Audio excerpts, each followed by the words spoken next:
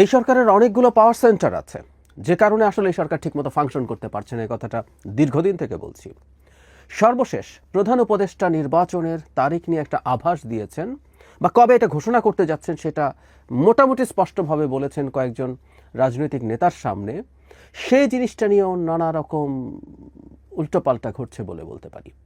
প্রধান উপদেষ্টা যখন এরকম একটা আভাস দেন, এটা তার অফিসিয়াল স্টেটমেন্টে বা তার প্রেস টিমের মুখ থেকে সবচেয়ে গুরুত্ব দিয়ে আসার কথা ছিল, সেটা কিন্তু আসেনি।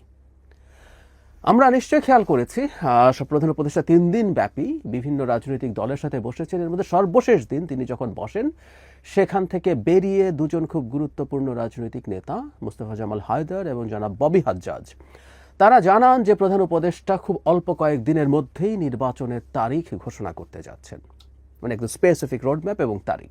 সেটা অগাস্টের প্রথম দিকে হতে পারে। আমরা ধারণা করতে পারি শেখ হাসিনার পতন এবং পালিয়ে যাওয়ার 1 বছর পূর্তি বা এই সরকারের দায়িত্ব নেওয়ার 1 বছর পূর্তিতে এই কাজটা তিনি প্রধান উপদেষ্টা করতে চান, এবং এই জিনিসটা খুবই জরুরি। আমি বহুবার বলেছি যে নির্বাচনটা কবে হবে এটা জানার অধিকার অন্তত 6 মাস, যদি ফেব্রুয়ারিতে নির্বাচন হয় 6 মাস আগে রাজনৈতিক দলগুলোর আছে। এই অধিকার তাদের থাকতেই হবে, কারণ তাদের পরিকল্পনা সাজাবেন তারা, সেটা বড় দল হোক, ছোট দল হোক, নতুন দল হোক, পুরনো দল হোক, সবার জন্য 6 মাস আগেও যদি কেউ না জানে নির্বাচন কবে হবে, এর চেয়ে উদ্ভট এবং হাস্যকর কিছু হতে পারে না। একটা স্বাভাবিক সরকারের সময় গণতান্ত্রিক ব্যবস্থা এটা নিশ্চিত থাকে কবে নির্বাচন হচ্ছে, বোঝা যায়। এমনকি তত্ত্বাবধায়কের আমাদের সর্বশেষ যে অভিযোগ, মানে যে অভিজ্ঞতা আছে, এটা আগেরটাকে আমরা তত্ত্বাবধায়কই বলতাম, 11-11টাকে তারা 2 বছর থাকবেন বলে দিয়েছিলেন আগেই, ফলে নির্বাচনটা কবে নাগাদ হতে যাচ্ছে এটা জানা যাচ্ছিল। কিন্তু এই সরকারের মতো একটা আনসার্টেন অবস্থায় আসলে থাকেনি। পরে প্রধান উপদেষ্টা একটা শেষ সীমা দিয়েছেন, জুন 2026। তারপর এখন যখন 6 মাসের পর্যায়ে চলে এসছে, যদি ফেব্রুয়ারি নির্বাচন, এটা জানানো দরকার। মজার ব্যাপার, প্রেস টিমের পক্ষ থেকে এটা নিয়ে কিছু বলা হয়নি অফিসিয়ালি, অথচ সেদিনকার মিটিংয়ে সবচেয়ে জরুরি কিছু যদি কেউ পিক করতে হয় সেটা হচ্ছে এই বিষয়টা। যারা রাজনীতির বিশ্লেষণ বাদ দিয়ে ন্যূনতম খোঁজ খবর রাখেন, টুকটাক খোঁজ খবর রাখেন, তাদের কাছেও মনে হবে এটাই সবচেয়ে বড় খবর। বাংলাদেশে গত বেশ কিছুদিন থেকে রাজনৈতিক পরিমণ্ডলে এর চেয়ে বেশি কোনো আলোচিত ইস্যু ছিল না, কিন্তু তারা এটা দেননি কেন? তার মানে কি প্রধান উপদেষ্টা এটা বলেননি? যদি না বলে থাকে, এই যে এই দুজন রাজনৈতিক নেতা, দুটো দলের প্রধান মিথ্যে কথা বললেন, সেই মিথ্যের ব্যাপারে তো তাদের প্রতিবাদ জানানো উচিত ছিল। আমি আবারও বলছি, প্রধান উপদেষ্টা যদি এই কথাগুলো বলে থাকেন, তাহলে সেটা অবশ্যই প্রেস টিমের পক্ষ থেকে জানানো দরকার ছিল। আর তারা না জানানো মানে কি প্রধান উপদেষ্টা বলেননি? যদি তিনি বলে না থাকেন, তাহলে এই দুজনের মিথ্যাচার প্রেস উইংয়ের আসলে এটা জনগণের সামনে নিয়ে আসা উচিত ছিল। আনেননি কেন?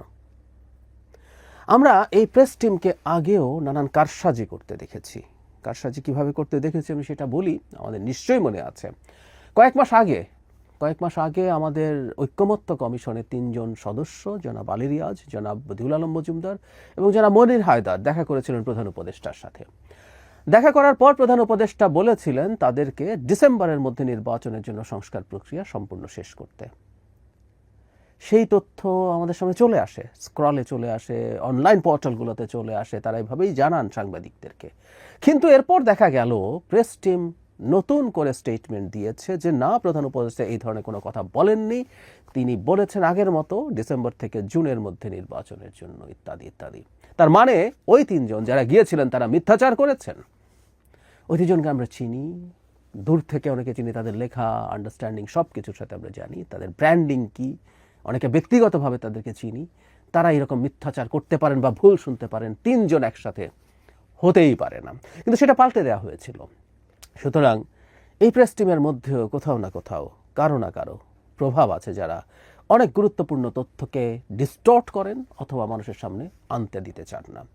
যাই হোক, আমি ওই 2 রাজনৈতিক নেতাকে ধন্যবাদ জানাই, কারণ তারা জনগণের সামনে এই কথাগুলো এক্সপোজ করেছেন। যেহেতু তাদের সাথে এই আলাপ করা হয়েছে, তারা জানিয়ে সঠিক কাজ করেছেন। কিন্তু এই প্রেস টিম এবং এই ভেতরে যে অংশ আছে, নেক্সাস আছে, আমরা জানি না তারা কিভাবে কাজ করবেন। তারা আবারও এটার উল্টো বা পাল্টা কিছু করার চেষ্টা করবেন না, সেটা আমরা বলতে পারি না। সুতরাং আমরা যারা চাই বাংলাদেশ গণতান্ত্রিক পথে যাক, বাংলাদেশ নির্বাচনের মাধ্যমে একটা গণতান্ত্রিক সরকার নির্বাচিতভাবে গঠিত হোক, তাদের খুব জরুরি ভিত্তিতে উচিত হবে প্রধান উপদেষ্টার উপরে এই চাপ তৈরি করা। চাপ মানে আমরা আমাদের কথাবার্তা বলে সেটা করা যে তিনি অল্প কিছুদিনের মধ্যেই নির্বাচনের তারিখ সুস্পষ্টভাবে ঘোষণা করবেন।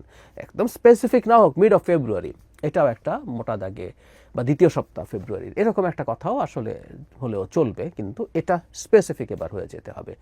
যথেষ্ট হয়েছে 6 মাস আগে এটা জানানো, একেবারে ফরজের পর্যায়ে চলে এসছে এবং আমাদের এই চাপ থাকবে প্রধান উপদেষ্টা অবশ্যই যেন সেটা করেন।